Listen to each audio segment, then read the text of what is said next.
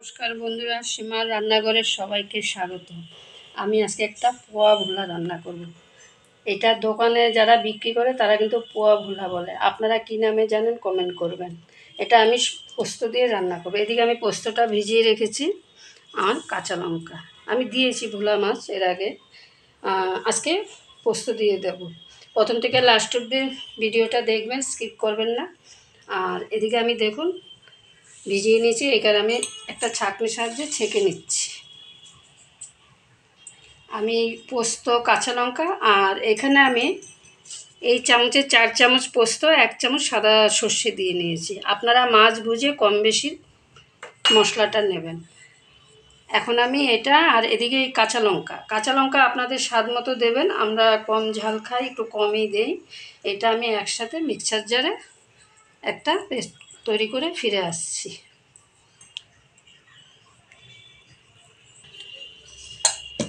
দেখুন আমি পোস্ত, কাঁচা লঙ্কা, সর্ষে আর আমি একটু নুন দিয়ে নিয়েছি সাথে। দেখুন একদম স্মুথলি একটা পেস্ট হয়ে গেছে। এখন আমি মাছগুলো ভালো করে ধুয়ে নিয়েছি। এখন আমি নুন হলুদ মাখাবো। কেউ যদি আমার নতুন বন্ধু হয়ে থাকেন প্লিজ সাবস্ক্রাইব করবেন, পাশে থাকবেন। আপনাদের সাপোর্টেই কিন্তু আমার চ্যানেলটা এগিয়ে যাবে। আচ্ছা, আমি পরিমাণ মতো নুন দিয়ে নিলাম, হলুদের গুঁড়ো। আমার কিন্তু হাত পরিষ্কার, আমি হাত দিয়ে মেখে নিচ্ছি। বলুন হাত ছাড়া কোনো কিছু হয়?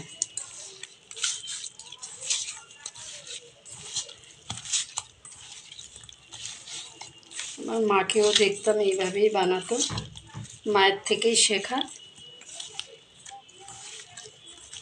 চলুন, আর রান্নাটা কিন্তু সর্ষের তেলে হবে, যেহেতু পোস্ত, সর্ষে পোস্ত রান্নায় কিন্তু সর্ষের তেলটাই ভালো যায়। যদি চান সাদা তেলে করতে পারেন, রিফাইন তেলে, কিন্তু আমি সর্ষের তেলেই বানাবো। চলুন রান্নাটা শুরু করা যাক।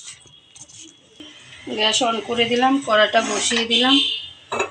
আর এবার আমি সর্ষের তেল দিয়ে দিচ্ছি। একটু কতগুলো মাছ ভাজতে গেলে অনেকটা তেলই লাগবে। দেখুন তেলটা গরম হচ্ছে আর আমি কি দিচ্ছি দেখুন। আমার লাগছে একটা বড় সাইজের পেঁয়াজ কুচিয়ে নিয়েছি, ধনেপাতা কুচি, টমেটো কুচি, আর ফোড়নে দেবো কালো জিরে। আপনারা যদি পেঁয়াজ না দিতে চান দেবেন না, কোনো অসুবিধা নেই। কালো জিরা ফোড়ন দিয়েও পোস্ত দিয়ে বানাতে পারেন। আমি পেঁয়াজ দিয়ে বানাচ্ছি।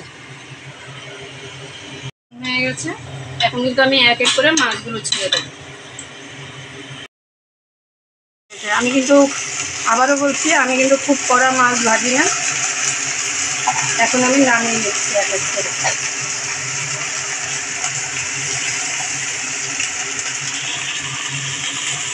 একদম মিডিয়াম করে, না সব মানে বেশি শক্ত না কাঁচা।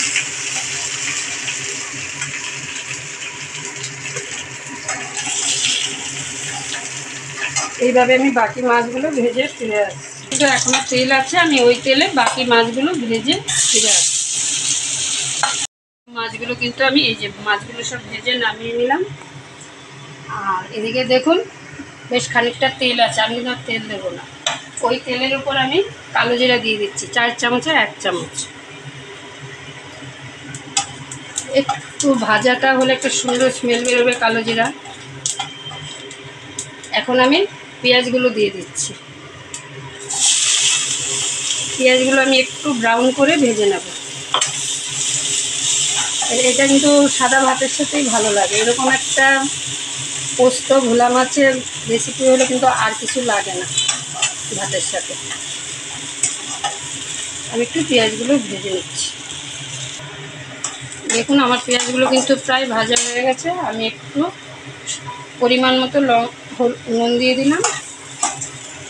আমি এখন টমেটো কুচিগুলো দিয়ে দিচ্ছি। সর্ষে পোস্ত দিয়ে কিন্তু বেশি কষাবো না, সে কারণে আগে আমি টমেটোগুলো দিয়ে দিচ্ছি। একটু টমেটোগুলো সেদ্ধ হতে টাইম লাগবে।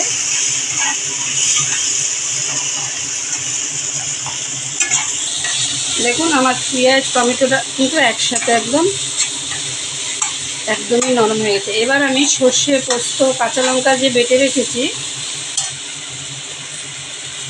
এই পিউরিটা দেবো। দেখুন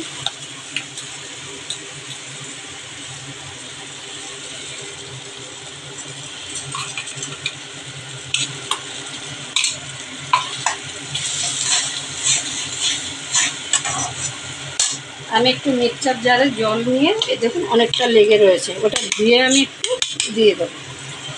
দেখুন আমি জলটা দিয়ে দিচ্ছি। এবার আমি 5 মিনিট কষিয়ে নেব, বেশি কষাবো না।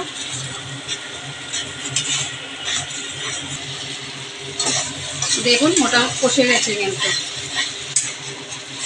সর্ষে, পোস্ত, টমেটো একসাথে একদম। এবার আমি একটু গরম জল দিয়ে দিচ্ছি, একদম কিন্তু এটা গায়ে মাখা হবে, ঝোল একদমই হবে না। পোস্তটা দিয়েই ভাত মেখে খেতে হবে। কম বেশি সবাই বানিয়ে থাকেন, আমি যেভাবে বানিয়েছি একবার বানিয়ে খাবেন, আশা করি খুব ভালো লাগবে। এখন কিন্তু আমি গ্যাসটা একটু কমিয়ে দিলাম, আমি এক এক করে মাছগুলো ছেড়ে দিচ্ছি। ভোলা মাছ কিন্তু এমনি নরম, ভোলা মাছ, বেলে মাছ এগুলো কিন্তু খুবই নরম মাছ। এক এক করে আমি ছেড়ে 5 মিনিট চাপা দিয়ে দেবো। আমার কিন্তু রান্না মোটামুটি কমপ্লিট। আর ধনেপাতা কুচিটা নামাবার সময় দেবো।